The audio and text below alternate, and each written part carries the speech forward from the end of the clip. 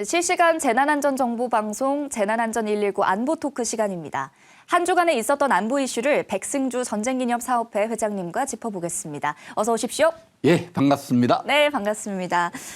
미국이 베네수엘라 마두로 정권을 향해서 단행한 이번 작전명이 확고한 결의, 또 목표 지점은 마두로 대통령이 있는 수도 카라카스였습니다. 먼저 준비된 뉴스부터 보시겠습니다.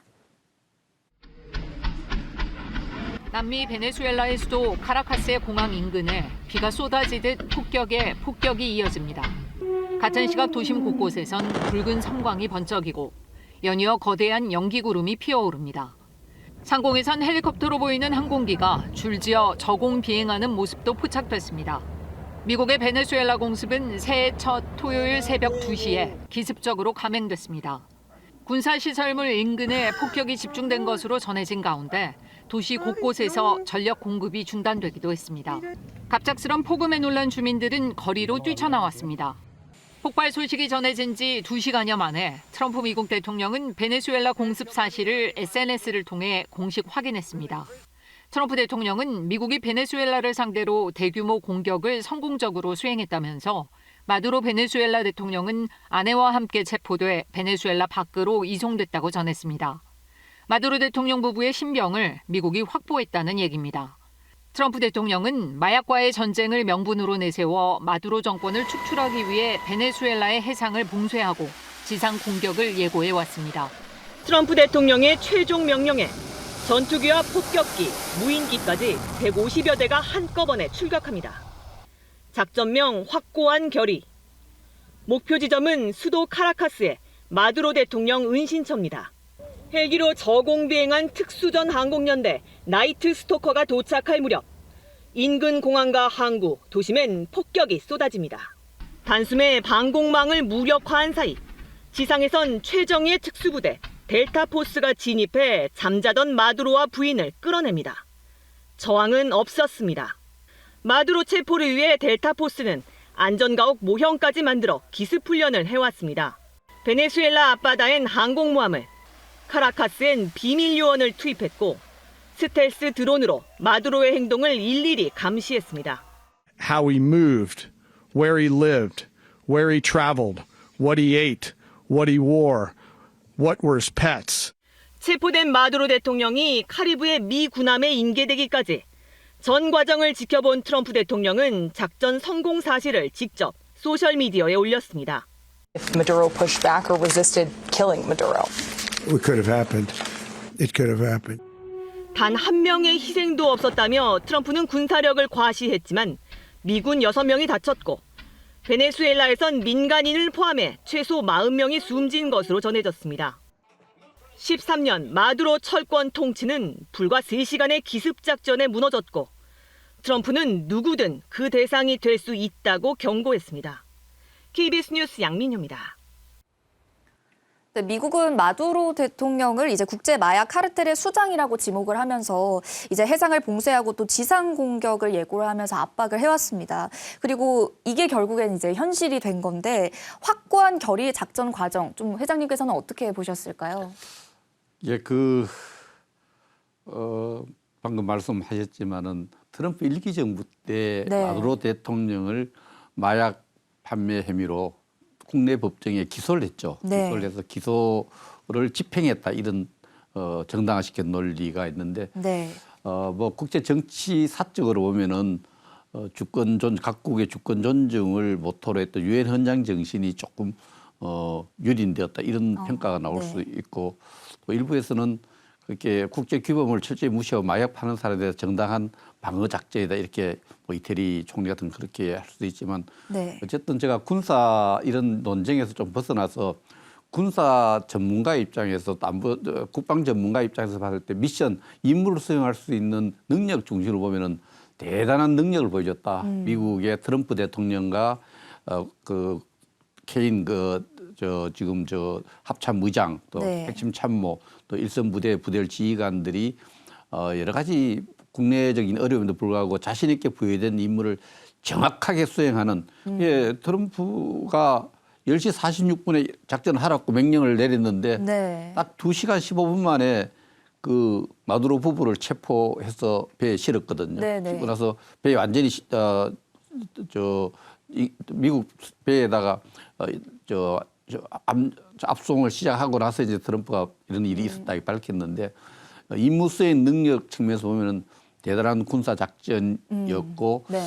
이것이 향후에 어떤 새로운 전쟁 패러다임 또 군사 작전 패러다임을 만들었지 않나. 네. 수뇌부를 일거에 최단 시간에 수뇌부 이거 참수 작전이라고 합니다. 수뇌부를 제거한 작전을 통해서 그 정치적 의지를 관철시키는 이런 것을 보여줬는데 뭐 1월 백두에 2026년 백두에 전 세계인을 놀라게 했던 네. 모든 정치인뿐만 아니라 전 세계 우리 사람들을 놀라게 한 뉴스였습니다. 네, 그렇습니다. 그러니까 정당성에 대한 논란은 있으나 어찌 됐든 이 미국의 어떤 군사력 혹은 임무를 수행하는 능력에 대해서는 정말 놀랄만하다라는. 네네. 아유 놀랄만 하다가 이거 놀랐습니다. 네네. 2시간 15분 만에 그렇죠. 이 베네수엘라가 적은 나라가 아니에요. 네. 우리 한반도의 5배 크기고요. 인구도 한 3,500만인데 어제 많이 유출해서 2,900만일 수도 있지만 전 세계 석유 매장량 1위 국가고 국토 면적으로 보나 여러 가지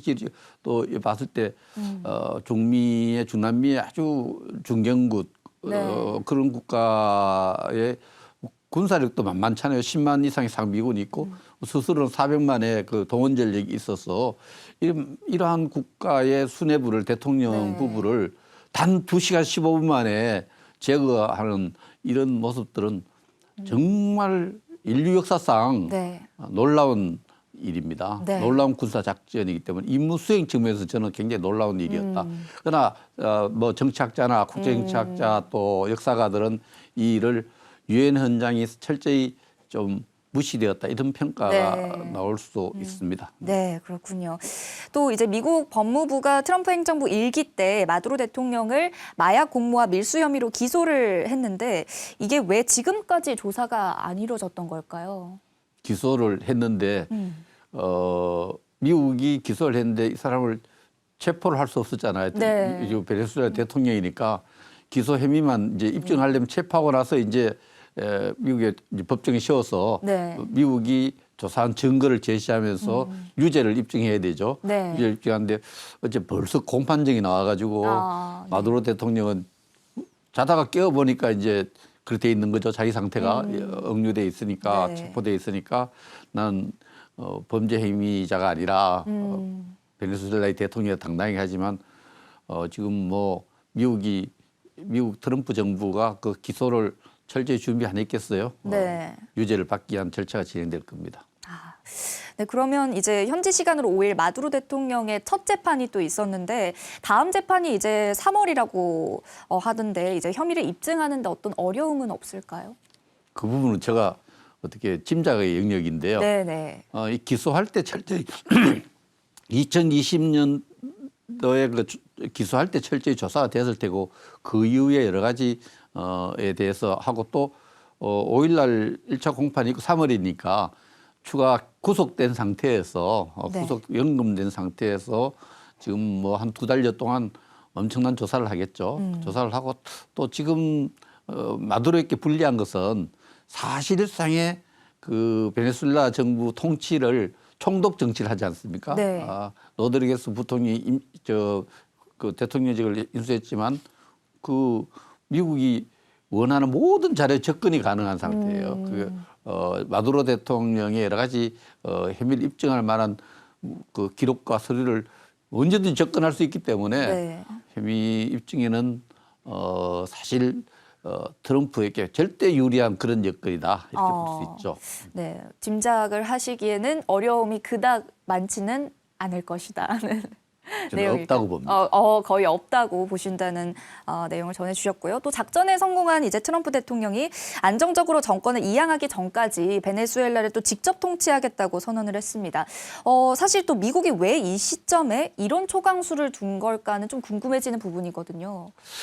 제가 생각할 때는 트럼프 대통령이 미국 우선주의를 대외 정책에 반영하겠다 네. 했는데 트럼프 대통령 뜻대로 잘 안 됐어요.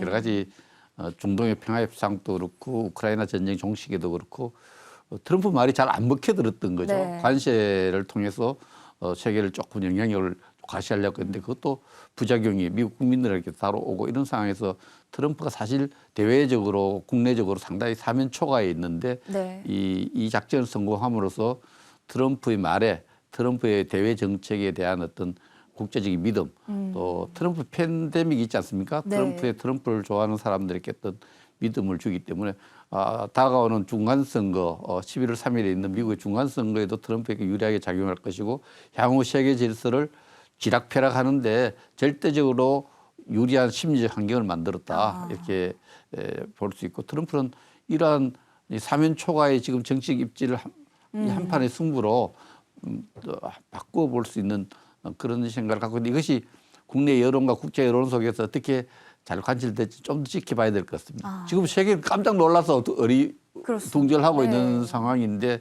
그 반응들도 보면은 미국의 이런 트럼프 정책에 대해서 당연히 러시아와 중국이 격렬하게 반대하고 있고 유럽의 많은 지도자들도 유엔 사무총장들이 나쁜 선례가 되어서는 안 되고 신중하게 해야 되는 신중한 입장을 취하고 네. 있는데 몇몇 뭐 이태리 총리를 비롯한 몇 지도자들은 뭐 이해한다 이렇게 돼 있지만 상당히 그 국제사회의 어떤 반발도 만만치 않을 걸로 생각합니다.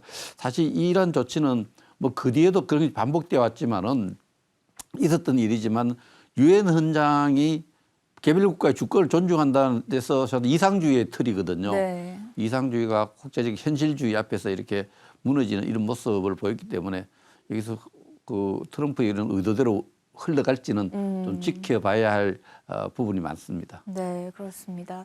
그럼 어떻게 보면 이제 표면적으로는 마약 전쟁이지만 또 자세히 보면은 자신의 정치적 입지를 다지기 위함이 조금 더 크다고 볼 수가 있겠네요. 트럼프가 판단한 트럼프가 자기가 제시한 미국의 국가 이익에 충실했고 트럼프 개인의 정치적 입지를 강화하는 부분도 있고 그런 속에서 명분이 필요하지 않습니까? 네. 이 명분을 우리는 유엔의 주권 국가에 침략한 것이 아니라 미국에 대한 범죄, 네. 전 세계에 대한 범죄 수장을 우리가 기소하기 위해서 사법권을 집행했다 이런 논리를 계속 반복적으로 내놓은 거죠. 우리는 미국의 사법권을 우리가 집행했다는데 이 부분에서 중요하게 봐야 될 게 우리 강대국 정치와 약소국 정치가 있는데 강대국은 국내법 우선이에요. 국제법보다는 약소국은 좀 힘이 딸리니까 항상 국제법을 존중하는 이런 체계를 갖고 우리는 약소국의 국제법을 네. 중시하는데 미국의 국내법이 유엔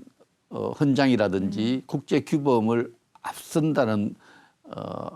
있다는 것을 트럼프가 과시했다고 볼 수 있습니다. 그렇군요. 우리는 국제법보다 국내법, 법의 체계에 있어서 미국의 헌법, 미국의 국내법이 뭐 유엔 헌장이나 국내법보다 우위에 있다. 이것을 확실하게 과시한 사건이다 이렇게 볼 수 있습니다. 네. 또 이제 트럼프 대통령은 과거 베네수엘라의 석유 국유화로 빼앗긴 이제 미국 자산을 되찾는 일이라는 명분을 또 내세웠는데 과거에 좀 어떤 일이 있었던 건지 궁금합니다. 그 베네수엘라가 세계 석유 매장량이 1위 국가예요. 네. 매장량이 굉장히 많고 이 매장돼 있는 석유 베네수엘라가 생산하는 석유의 가공 시설이 거의 미국이 갖고 있어요. 그런데 이게 미국의 엑손이라든지 미국 6대 석유 채굴 회사, 석유 회사들이 거기 그 채굴 걸 갖고 석유 회사를 운영했는데 90년대 초반부터 차베스라는 지도자부터 석유 국유화를 통해서 네. 그 미국 기업들의 사실 기업 활동을 거의 정지시키고 미국의 기업들의 여러 가지 이익을 권한을 빼앗는 조치를 그걸 국유화라 그래요. 네. 차베스 국민들은 베네수엘라 국민들은 열광했죠.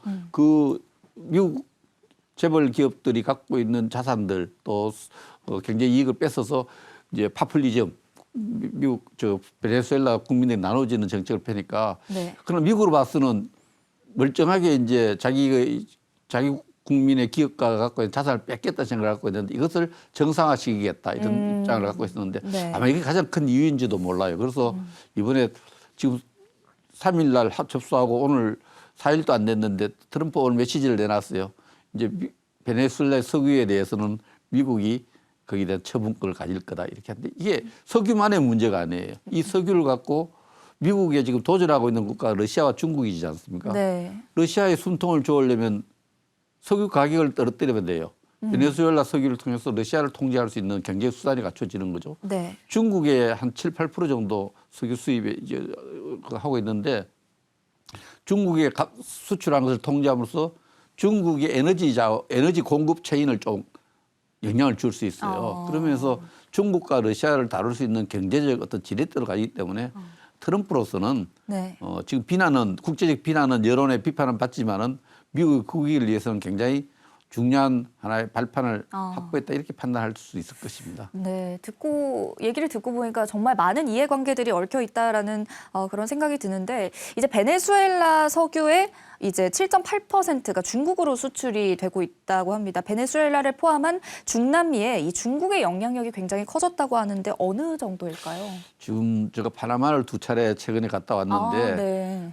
파나마가 사실 운하를 미국이 만들어 준 거거든요. 네. 1900년대 초에 미국이 해군 부대가 운하를 만들었는데 운영 수익과 그 운하 주변에 좀 미군 부대가 주둔해서 미국이 운용하다가 지미 카터 대통령 때 1달러를 받고 파나마에 넘겨줬어요. 네. 파나마가 이렇게 운영을 줬는데 그 파나마 운하 주변에 파나마 시티 개발에 지금 중국 자본이 많이 들어가고 네. 또 파나마의 중요한 항구에 대한 여러 가지 인프라를 중국 자본이 있는 데 대해서 미국이 굉장히 불쾌한 부분이 있어서 파나마 운하를 도로 찾아오겠다고 이야기했죠. 네, 네. 파나마에도 중국 자본이 많이 들어가 있고 그 밑에 이제 베네수엘라에도 중국 자본들이 베네수엘라에 그 여러 가지 인프라에 접근을 하고 있고 뭐 최근에 트럼프를 자극하면서 이런 와중에 또 중국 특사가 파나마 마두로 측과 접촉하고 이런 부분들이 이런 작전을 시작하는데 어떤 직접적인 원인을 줄 수도 있는데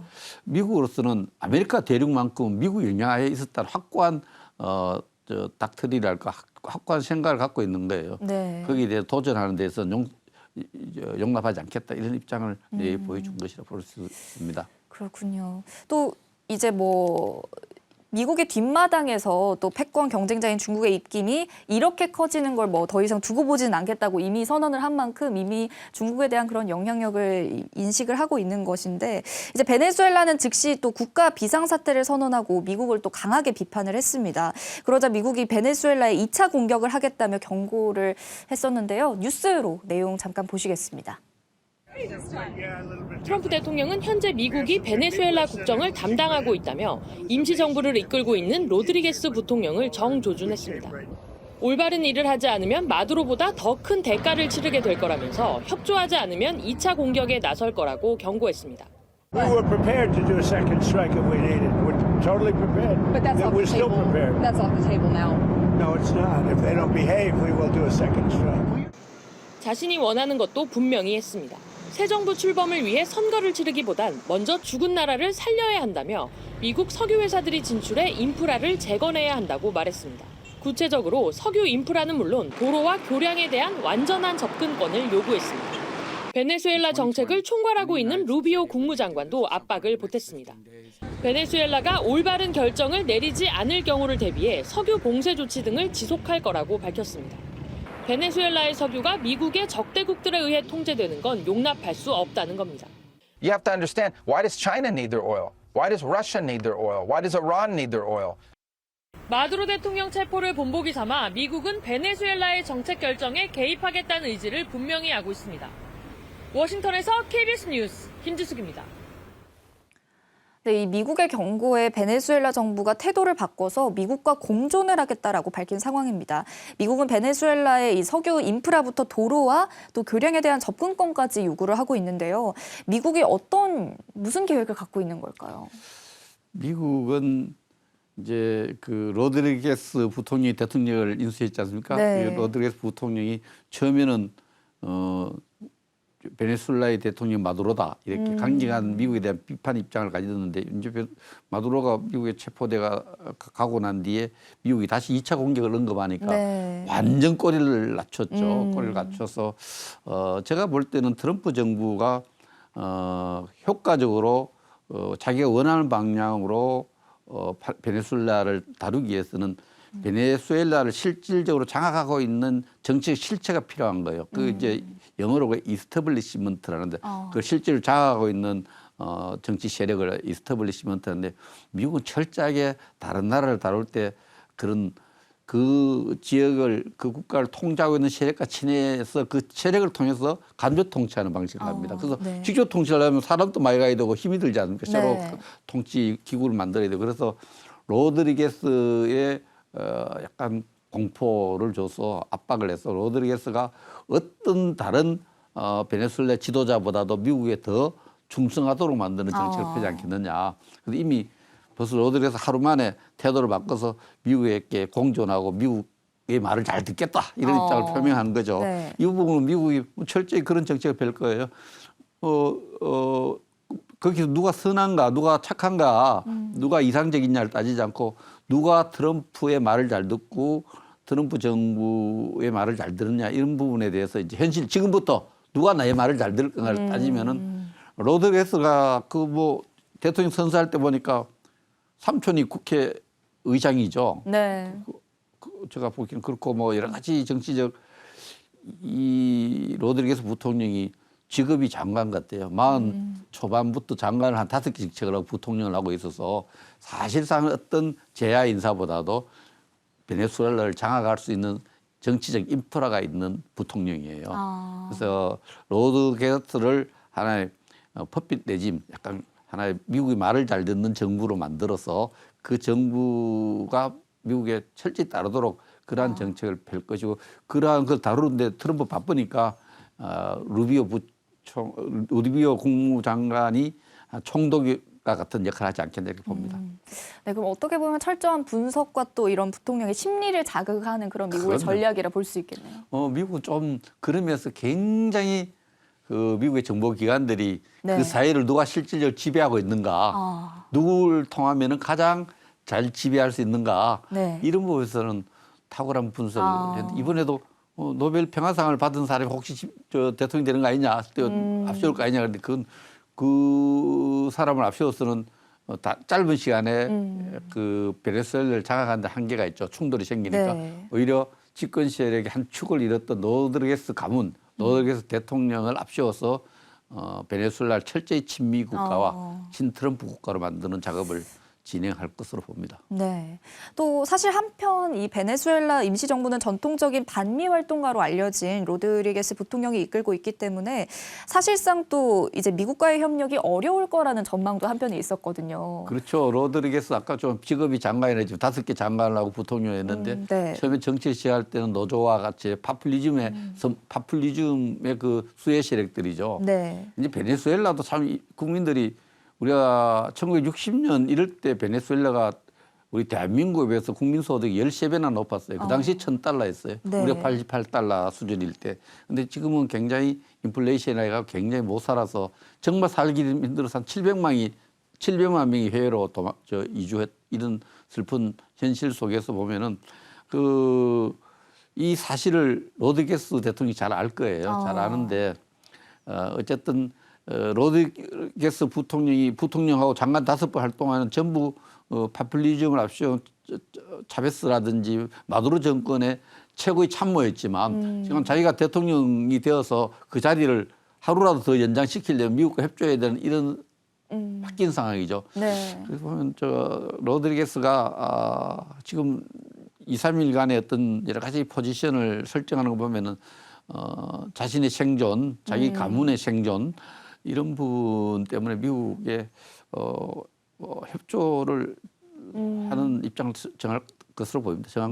네. 그 이미 미국도 그런 분석을 끝냈고 아마 로드리게스하고 이미 그런 부분에서 딜을 했을 겁니다. 네. 그러니까 반미 활동가로 활동을 하긴 했지만 어떻게 보면 경제적인 부분이나 뭐 생존적인 그런 현실적인 문제를 본인도 잘 알고 있을 것이다라는. 미국도 네. 지금 내세우고 있는 것이 베네수엘라 주민들의 국민들의 환심을 사기 위해서 네. 물가 안정이나 경제 회복. 옛날 잘 살았던 나라거든요. 네. 이런 부분을 국가를 정상화시키겠다는 거니까 이런 부분들이 어떻게 보면 베네수엘라의 정말 굉장히 고통받고 있는 사람들에게 호소가 되고 그러면 그 사람들에게 우리가 새로운 베네수엘라의 지도부가 그 국민 정서를 반영하는 정부가 네. 질서가 만들어지지 않겠나 기대하는 이거 트럼프의 생각일 거예요. 네. 네, 또 이제 미국의 이번 작전의 국가별 이해관계에 따라서 평가가 엇갈리고 있습니다. 또 혹시 이 부분에 대해서 한번 그렇죠. 네. 참 이게 참 러시아가 우크라이나가 옛날 그 영향권에 있었는데 러시아 영향권에 있었는데 우크라이나를 한 것을 유엔 총회라든지 모든 것에서 미국이 앞장서서 유엔 헌장을 위반 침략적 행위다고 비판했는데 네. 미국이 러시아를 비판할 근거가 많이 약해졌어요.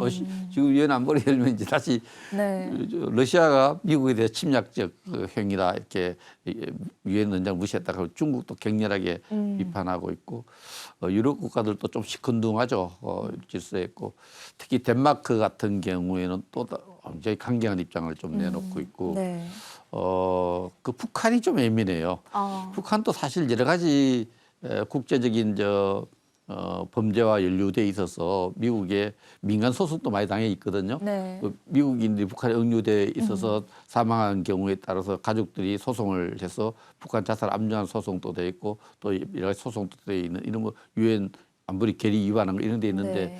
그 유엔 안보리 결의든 미국 국내법에 의해서 기소된 그 지도자들은 아주 오금이 저릴 거예요. 네. 미국 국내법 적용하려고 저렇게 그래서 유엔 사무총장 구테스 사무총장이 나쁜 전례가 될 수 있다 하는 것은 네. 자주 있으면 안 되는 또 자주 있을 수 있다. 그러나 이런 대상이 될 수 있는 국가들은 특히 북한은 굉장히 격렬하게 예민한 반응을 보였어요. 그래서 네. 우리는 베네수엘라가 다르다. 우리는 다르다는 걸 보이기 위해서 뭐 극초음수 미사일도 발사하고 지금 뭐 성명서를 뭐 네. 어마어마한 성명을 미국에 대한 비판 성명을 내는데 그것은 그만큼 센시티브하고 예민하게 반응하고 있고 또 반미적인 특히 중미권에 있는 국가들 좌파 정부들은 굉장히 이번 일에 뭐 비판을 하면서 굉장히 공포감을 느끼는 상황이다 이렇게 볼 수 있어요. 네.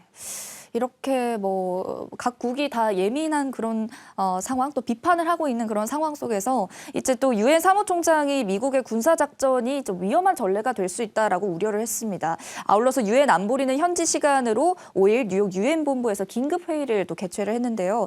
이런 상황에서 유엔 안보리가 또 어떤 역할을 하고 또 논의된 내용은 어떤 걸지 궁금합니다. 유엔의 기능이 한때는 장점으로 유엔이 안정적으로 운영하기 위해서 빅5를 만들었죠. 네. 그 안보리의 거부권, 비토권을 인정을 했었는데 이 미국, 영국, 프랑스, 중국 이렇게 5개 나라가 그 비토권을 갖고 있는데 오히려 안보리 운영이 상당히 요즘은 그 장애가 되는 것 같아요. 그래서 안보리에 무슨 미국을 비판하는 결의는 미국의 거부권이 있으니까 네. 또 영국, 프랑스, 한국이 있으니까 좀 힘들 것 같고 그러나 회의 과정에서 미국을 비판하는 목소리가 러시아와 중국을 중심으로 시작에 거칠게 나오지 않겠느냐 이렇게 볼 수 있습니다.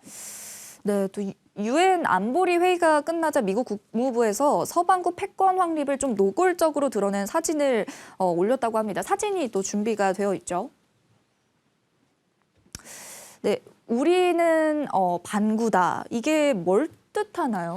우리가 이제 어떤 위치를 설정할 때 요즘은 잘 안 씁니다. 동쪽이다 네. 남쪽, 동서남북을 많이 썼지 않습니까? 네. 이 그리니치 세계 지구를 놓고 보면은 영국의 그리니치 전문대를 중심으로 동쪽이냐 네. 서쪽을 나누는데 그리니치를 중심으로 해서 서쪽에 있는 큰 대륙들을 이제 서반구라는 이렇게 하는데 아메리카 대륙 전체하고 그린란드가 포함되어 있어요. 덴마크에 있는 그린란드의 상당 네. 부분이 서반구로 하는데 이 베네수엘라 사태 이후에 하나 지도를 성조기를 덮었는데 그린란드를 덮고 있어요. 그래서 덴마크가 지금 굉장히 예민하죠. 네.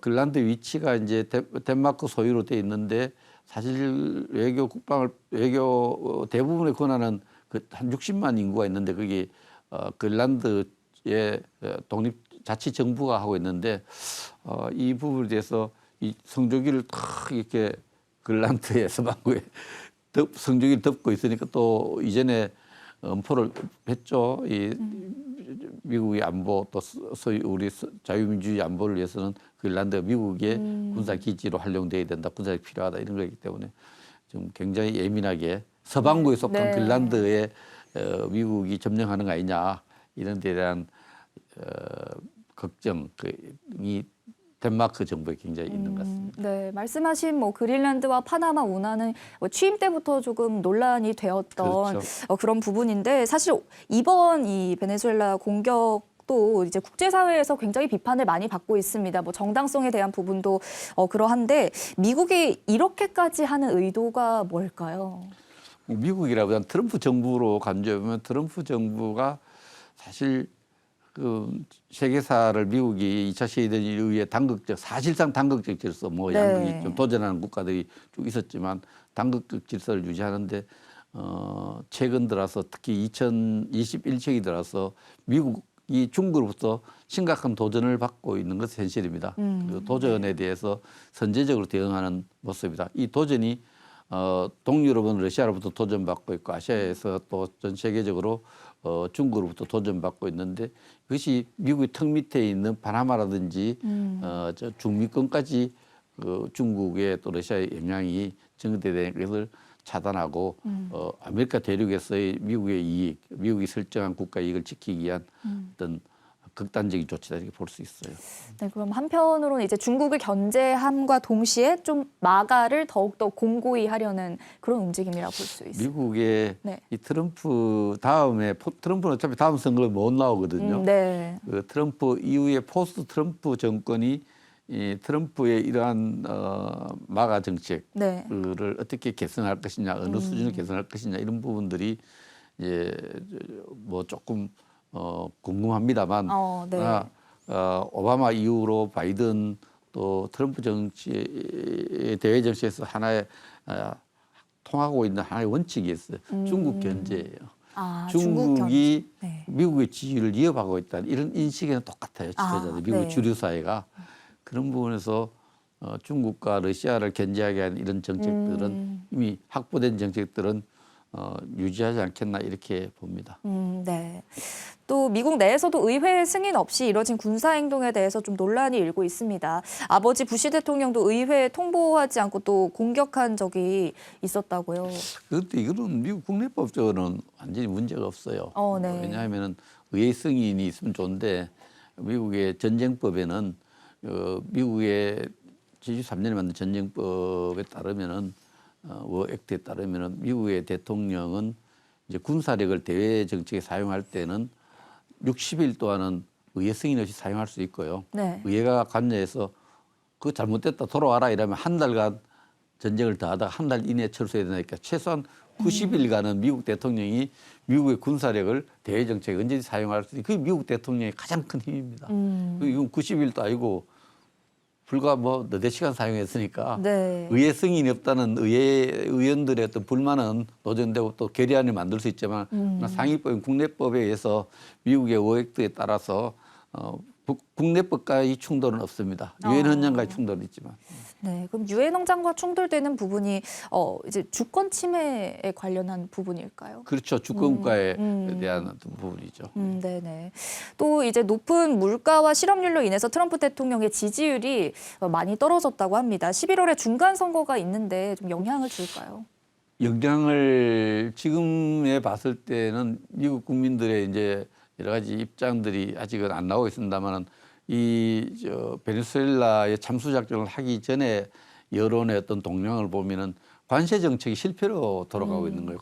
높은 관세를 매기니까 이 관세가 미국의 정부는 좀 부유하게 만드는데 이 관세를 내는 미국 밖에 우리나라 포함한 기업들이 그 관세를 결국 미국 소비자가 받아야 되거든요. 관세 내놓으면 물가가 올라가는 거죠. 네. 물가난 또 그러니까 교육이 줄고 이런 부분 때문에 또 미국의 여러 가지 경제적 어려움을 줘서 지금 미국 국민들의 경제적 고통이 크니까 그 경제적 고통이 트럼프 인기를 막 떨어뜨리고 있는 거예요. 지금 30% 네. 중반대까지 왔죠. 네. 미국 역대 대통령이 가장 낮은 수준으로 오는데 이 부분들이 이번에 베네수엘라에 대한 참수 작전을 통해서 어느 방향으로 진행될지 이제 지켜봐야 되는데 그러나 트럼프를 대통령을 만든 그런 트럼프 매니아들, 트럼프의 팬데믹에 오히려 좀 결집시킬 수 있어요.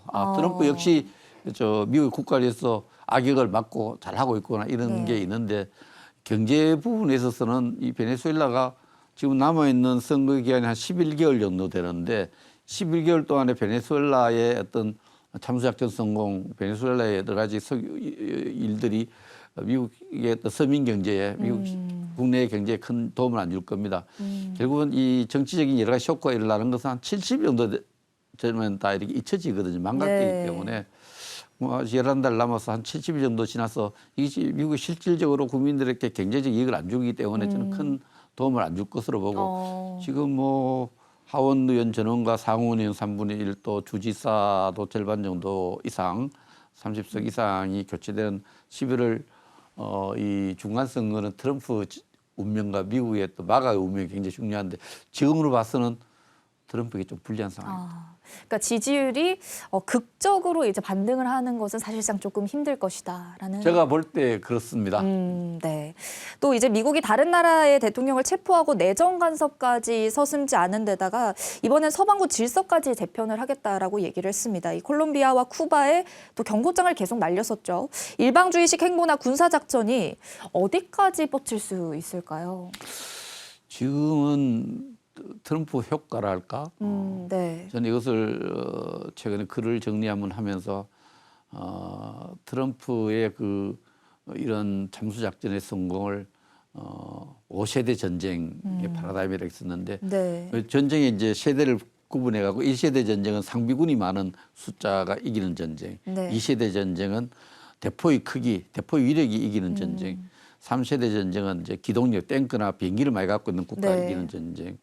그 이제 중국 공산당의 승리, 베트남의 승리 이런 것도 보고 결국은 무기가 아니라 인간의 의지가 전쟁을 승리로 이끈다. 이런 게 이제 4세대 전쟁 이렇게 나왔는데 네. 이번에는 그 인민의 정치적 의지보다 대포의 위력도 아니고 상비군의 숫자도 아니고 네. 기동력도 뭐 기동력 130대 비행기 출격하는데 결국은 정교한 모든 기술을 정교하게 만들 정보 첩보를 해서 조합해서 단기간에 최단기간 속전속결로 정치의 의지를 관철시키는 데는 그 군사적 공격 대상의 지도부를 최단 시간에 무력화하는 장기 전쟁을 하는 것이 아니라 네. 장기 이렇게 하는 것이 5세대 뭐 전쟁이라고 이름 붙이긴 아직은 그렇습니다만 군사작전 이렇게 봐야 되는데 여기에서 가장 공포감을 느낄 지도자들이 남미 아니겠습니까? 남미의 그 반미적인 언동이나 정책을 펴는 지도자들은 뭐 국내법 구실을 붙이기 나름이죠. 마약 밀매라든지 네. 시를 붙여서 언제든지 정치적인 어떤 치명적인 정치적인 위해를 가할 수 있는 미국의 힘을 보여줬기 때문에 아마 남미의 공식적으로 굉장히 비판을 하지만 남미 국가들이 좀 트럼프 있는 한 트럼프의 좀 순종적인 친미적인 정책으로 좀 정책의 조정이랄까 미국의 공격적인 정책은 좀 자제될 것으로 봅니다. 아, 네. 그러니까 이제 기존의 문법과는 좀 다른 방식의 어떤 군사 공격을 이번에 보여줌으로써 좀 다른 국가들에게도 공포감을 좀 심어줄 수 있는. 공포 정치입니다. 네, 네. 그렇군요. 이제 이번엔 조금 다른 주제로 한번 넘어가 보겠습니다. 경주 에이펙 정상회의 이후에 2달여 만에 한중 정상이 다시 만났습니다. 중국 시진핑 주석은 새해 첫 국빈 자격으로 이재명 대통령을 초청을 했는데요. 먼저 관련 뉴스 보시겠습니다. 이재명 대통령 부부를 시진핑 국가주석 부부가 맞이합니다. 약 8년 만에 국빈 방문. 이 대통령은 시 주석과 함께 의장대를 사열했습니다. 공식 환영식에 이어 진행된 정상회담. 이 대통령은 새해 첫 국빈으로 초청된 데 대해 감사를 전하며 양국 관계 전면 복원에 대한 기대감을 나타냈습니다. 병원연의 시작을 알리는 첫 국빈 정상외교 일정입니다. 이번 정상회담은 2026년을 한중 관계 전면 복원의 원년으로 만들 중요한 계기가 될 것입니다. 이 대통령은 한중 관계에 뿌리는 깊다며 시대 흐름과 변화에 발맞춰 한중 관계 발전의 새로운 국면을 열어가고 싶다고 말했습니다.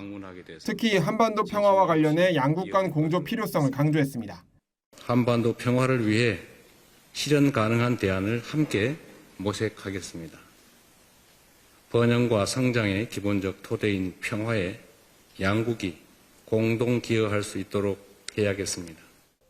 시진핑 주석은 국제 정세가 혼란스러워지며 지역 평화 유지 등에 있어 양국의 책임이 더 중요해졌다고 말했습니다.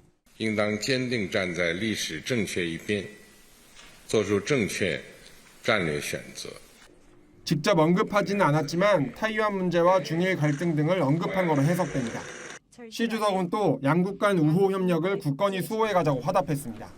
朋友越走越近，邻居越走越亲。作为朋友和邻居，中韩应该多走动。 경주에 이어 2달 만에 두 번째 정상회담을 가진 이 대통령과 시 주석은 예정된 1시간을 넘겨 90분간 양국 협력 강화 방안을 논의했습니다. 베이징에서 KBS 뉴스 방준원입니다. 네, 뉴스를 보고 왔습니다. 한중 정상회담의 의미와 총평을 좀 부탁드릴게요. 네, 저는 타이밍상으로는 아주 좋다고 생각합니다. 저는 이 냉전 체제가 심화되고 또 지역 갈등이 심화될수록 가장 피해자가 대한민국이거든요. 네. 대한민국이 단기적으로도 그렇지만 장기적으로 한반도의 통일 문제를 해결하는 데 있어서 주변국 강대국 간의 갈등 심화는 우리한테 굉장히 독입니다. 그래서 이런 심화되는 과정에서 일단 뭐 경주에서 만나고 다시 만나는 것이 타이밍상 굉장히 좋고 그래서 의제와 또 여러 가지 입장은 차이가 날 수밖에 없어요. 그 우리 입장도 그렇고 중국 입장도 그 자꾸 심화되고 있는 냉전이 반영되기 때문에 네. 좀 한국한 표현이지만 시진핑이 오른편에 서는 전략 선택해달라 이런 중국 편 들어달라는 얘기 아닙니까? 네. 미중 갈등에서 또 이런 면에서 어떻게 보면은 우리한테 참 우리가 중국 편 설 수 없는 거 알잖아요. 오른편에 서달라는 오른편이 어디냐는 중국이겠죠. 그런 면에서 그러나 하고 싶은 얘기들은 좀 많이 나눈 것 같아요. 그 청와대 브리핑을 보면은 이성락 안보실장의 브리핑 내용을 보면은 뭐 혐한 또 혐중 문제도 하고 조금 예민한 문제일 수 있는 서해 구조물 문제도 네. 얘기하고 또 우리가 한한령 우리 국민의힘 한한령 문제도 얘기하고 이런 많은 문제를 다루는데 제가 생각할 때도 지금 이런 상황에서 양국이 어떤 이 어려운 문제에 대해서는 중요한 합의를 만들기는 좀 어렵다 생각이 들고요. 개인적으로 좀 조금 정상회담 갈 때도 그런 먼저 방송에 나와서 이야기를 했습니다마는 네. 우리 북한 핵 문제에 대해서 어떻게 거론될까 우리가 문제를 제기하고 유엔 안보리 계대안을 지켜달라고 한반도 비핵화, 북한 비핵화에 좀 도와달라 이런 요청을 할 수 있을까 해야 되는 거 아니냐 이런 입장을 가지는데 동북 안정 속에서 포괄적으로 좀 다뤘어요. 구체적으로 안 다루고. 물론 언론에 보도되는 것이 정상회담 모두는 아니에요. 양국 비보도를 전제로 또 비공개를 전제로 대화를 나눌 수 있는데 그 대화 안에 들어가 있을 수도 있는데 그러나 청와대 브리핑이라든지 지금 양국의 보도 내용을 보면 북한 핵 문제가 안 다뤄진 부분은 조금 아쉬운 부분이다 이렇게 볼 수 있고요. 한학령 관련해서 조금 시진핑이 재미난 표현을 썼어요. 우리 속담에도 나오는데 네. 석자 얼음을 한꺼번에 녹일 수 있느냐 이런 말을 했죠. 석자면은 한 91cm 정도 되죠. 네. 이 얼음을 한꺼번에 녹일 수 있느냐 천천히 좀 더 지켜보자 했는데 우리는 아쉽죠. 그렇죠. 이게 2017년에 사드 터졌을 때 한한령이 내렸거든요. 네. 우리의 컨텐츠 중국 수출하는 문제라든지 공연하는 문제를 지금 석자 얼음이 녹을 시기가 많이 지났어요. 10년 가까워지거든요. 네. 이 문제는 시진핑 주석이 조금 석자 얼음을 이야기하기 전에 좀 빨리 한학령을 푸는 것이 시진핑 주석이 이야기했잖아요. 자주 만나서 자주 교류할수록 좋다. 네. 그런데 한학령 부분에 대해서는 조속히 중국이 좀 더 결단을 내려줬으면 하는 생각이 좀 들고요. 다만 아주 예민한 안보 문제라든지 이런 문제들은 우리 국민들도 그렇고 양국의 어떤 외교 참모들도 그렇고 이것이야말로 한꺼번에 해결될 문제는 아니에요. 한학령만큼은 한꺼번에 녹일 수 있는 8년 되면 녹일 수 있는 다 네. 녹았어야 되는 문제인데 안보 문제는 구조적인 어떤 여러 가지 질서, 세계 질서의 문제이기 때문에 이 문제야말로 한꺼번에 녹일 수 있느냐 이렇게 조금 시진핑 수석이 좀 한학령을 한꺼번에 녹이고 안보 문제 좀 더 자주 만나서 의논해가자 또 이렇게 입장이 정리됐으면 아쉬움이 좀 있었습니다. 네, 소득도 있었지만 아쉬움도 있었던 그런 회담이다라고 얘기를 해주셨는데 이제 시진핑 주석이 양국은 올바른 편에 서서 올바른 전략적 선택을 해야 한다고 얘기를 했습니다. 이 올바른 전략적 선택, 뭐 타이완 문제와 중일 갈등을 얘기를 하는 것 같은데 우리에게 어떤 선택을 요구를 하는 걸까요? 원론적인 문제가 이제 1992년에 네. 한국과 중국이 수교를 하죠. 국교 정상을 할 때 우리가 하나의 원칙을 수용했습니다. 네. 중국을 인정하고 또 우리가 그다음에 타이완 정부가 갖고 있던 중국 대사관도 중국에 주고 또 고위급 교류 접촉에 대한 제한 또 합의하고 있기 때문에 그런 속에서 처음에 출발하기 전에 우리 이재명 대통령이 그런 원론을 확인했어요. 우리는 하나의 중국 정책을 지지한다. 이런 부분에서는 논란이 없는데 네. 지금 이제 시진핑 주석이 올바른 편에 서서 하는 부분을 조금 디테일하게 들어가면은 최근에 중국이 굉장히 예민한 부분이 일본의 다카이시 정부도 맞습니다. 이 정부가 지금 대만과 중국이 분쟁이 났을 때 네. 일본은 대만 편을 들 수밖에 없다는 이런 입장들에 대해서 예민한 입장인데 올바른 편에 서달라. 우리가 원론적으로 하나의 중국을 존중하고 거기에 답이 되었습니다마는 중국은 좀 더 구체적인 어떤 입장을 요구했을 수 있지만은 우리 정부 역시 그 국제 규범이나 이런 올바른 편에 국제 규범을 해석은 다르게 하는 거죠. 그런 편에서 했는데 하여튼 이 문제는 대만 문제에 대해서 우리 정부가 좀 선명한 입장을 요구한 것으로 볼 수 있어요. 네. 또 이제 한중 정상회담이 신경이 쓰였던 걸까요? 베네수엘라를 공습한 이제 미국에 우리는 다르다라는 메시지를 보내고 싶었던 걸까요? 북한은 연이은 미사일 도발을 감행하고 있습니다. 뉴스로 함께 보시죠. 화염을 내뿜으며 발사되는 미사일을 지켜보는 김정은 위원장. 북한이 극초음속 미사일 발사 훈련을 했다면서 공개한 사진입니다. 김 위원장은 전략적 공격 수단의 치명성을 적들에게 반복적으로 인식시키는 것이 효과적인 전쟁 억제력 행사라고 강조했습니다. 또 핵 억제력 고도화의 필요성을 강변하며 최근의 지정학적 위기와 다단한 국제적 사변을 그 이유로 들었습니다. 북한으로선 새해 벽두부터 신경이 쓰일 한중 정상회담과 미국의 베네수엘라 공습 등을 의식한 언급으로 보입니다. 우리는 베네수엘라랑 다르다라는 메시지를 전달하고 한국과 중국한테는 한중 관계에 대한 급진전에 대한 경고 메시지 이런 것들을 동시에 가진 게 아닌가. 북한은 미사일 궤적 등도 공개했는데 하강 후 상승하는 풀업 기동을 했고 최고 속도 마하 8의 2차 정점 고도에서 마하 3.5 정도로 비행한 것으로 표시됐습니다. 빠른 속도와 변칙 기동을 일부 달성한 것으로 보이는데 다만 완전한 극초음속 미사일로 볼 수 있을지는 추가 분석이 필요하다는 지적입니다. 9차 당대회를 앞둔 북한은 한중 정상회담 결과와 베네수엘라 사태 추이를 지켜보며 당분간 핵미사일 고도화와 내부 결속에 더욱 주력할 것으로 보입니다. KBS 뉴스 김기아입니다. 북한 김정은 위원장이 핵 억제력을 고도화하겠다라고 얘기를 했는데요. 일단은 핵 억제력 고도화가 어떤 의미인지 설명을 해주실까요? 핵 억제력 고도화는 양적으로 핵을 더 생산하고 핵을 투발하는 수단을 좀 더 다양화시키는 것을 우리가 고도화라 할 수 있겠죠. 네. 이전에는 고도화라면 그 북한이 갖고 있는 투발 수단에 실을 수 있는 정도로 그 핵 무기를 정교하게 작게 만드는 소형화를 의미했습니다만 지금은 그 수준은 넘어서 있는 것 같고요. 그래서 지금 김정은은 북한 인민들이 못 느끼는 두려움을 느끼고 있는 것 같아요.